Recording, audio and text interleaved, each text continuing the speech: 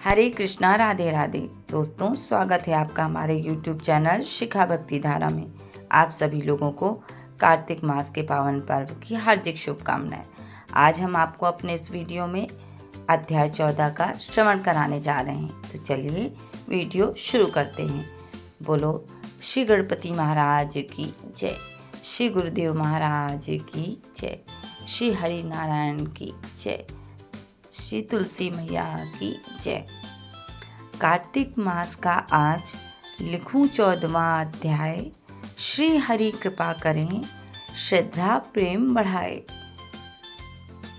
तब उसको इस प्रकार धर्मपूर्वक राज्य करते हुए देख देवता क्षुब्ध हो गए। उन्होंने देवादिदेव शंकर का मन में स्मरण करना आरंभ किया। तब भक्तों की कामना पूर्ण करने वाले शंकर ने नारद जी को बुलाकर देव कार्य की इच्छा से उनको वहां भेजा। शंभु भक्त नारद शिव की आज्ञा से देवपुरी में गए।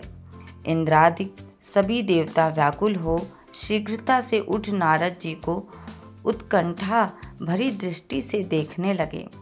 अपने सब दुखों को कहकर उन्हें नष्ट करने की प्रार्थना की। तब नारद जी ने कहा, मैं सब कुछ जानता हूँ, इसलिए अब मैं दैत्यराज जलंधर के पास जा रहा हूँ। ऐसा कह नारद जी देवताओं को आश्वासित कर जलंधर की सभा में आए। जलंधर ने नारद जी के चरणों की पूजा कर हंसते हुए कहा, हे ब्रह्मन, कहिए आप कहाँ से आ रहे हैं, यहाँ कैसे आए हैं? मेरे योग्य जो सेवा हो उसकी आज्ञा दीजिए। नारद जी प्रसन्न होकर बोले, हे महाबुद्धिमान जलंधर, तुम धन्य हो। मैं स्वेच्छा से कैलाश पर्वत पर गया था, जहाँ 10,000 योजनाओं में कल्प वृक्ष का वन है। वहाँ मैंने सैकड़ों कामधेनुओं को विचरते हुए देखा तथा ये भी देखा कि वह चिंतामणि से प्रकाशित परम दिव्य अद्भुत और सब कुछ स्वर्णमय है। मैंने वहाँ पार्वती के साथ स्थिर शंकर जी को भी देखा, जो सर्वांग सुंदर, गौर्ण वर्ण, त्रिनेत्र और मस्तक पर चंद्रमा धारण किए हुए हैं। उन्हें देखकर मुझे बड़ा आश्चर्य हुआ कि इनके समान समृद्धशाली त्रिलोकी में कोई नहीं है। हे दैत्येंद्र, उसी समय तुम्हें तुम्हारी समृद्धि का स्मरण हो आया और उसे देखने की इच्छा से ही मैं तुम्हारे पास चला आया हूँ। ये सुनकर जलंधर को बड़ा हर्ष हुआ। उसने नारद जी को अपनी सब समृद्धि दिखानी दी। उसे देख नारद ने जलंधर की बड़ी प्रशंसा की और कहा कि निश्चय ही तुम त्रिलोकपति होने के योग्य थे। ब्रह्मा जी का हंसयुक्त विमान तुम ले आए हो और भूलोक, पाताल और पृथ्वी पर जितने भी रत्नादि हैं सब तुम्हारे ही तो हैं। ऐरावत, उच्चैश्वा घोड़ा, कल्प वृक्ष और कुबेर की निधि भी तुम्हारे पास है। मणियों और रत्नों के ढेर भी तुम्हारे पास लगे हुए हैं। इससे मैं बड़ा प्रसन्न हूँ, परंतु तुम्हारे पास कोई स्त्री रत्न नहीं है।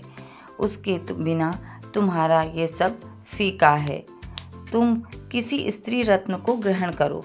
नारद जी के ऐसे वचन सुनकर दैत्यराज काम में व्याकुल हो गया। उसने नारद जी को प्रणाम कर पूछा कि ऐसी स्त्री कहाँ मिलेगी जो सब रत्नों में श्रेष्ठ हो। नारद जी ने कहा, ऐसा रत्न तो कैलाश पर्वत में योगी शंकर के पास ही है। उनकी सर्वांग सुंदरी पत्नी देवी पार्वती बहुत ही मनोहर हैं। उनके समान सुंदर मैं किसी और को नहीं देखा। उनके उस रत्न की उपमा तीनों लोकों में कहीं नहीं है। देवर्षि उस दैत्य से ऐसा कहकर देव कार्य करने की इच्छा से आकाश मार्ग से चले गए।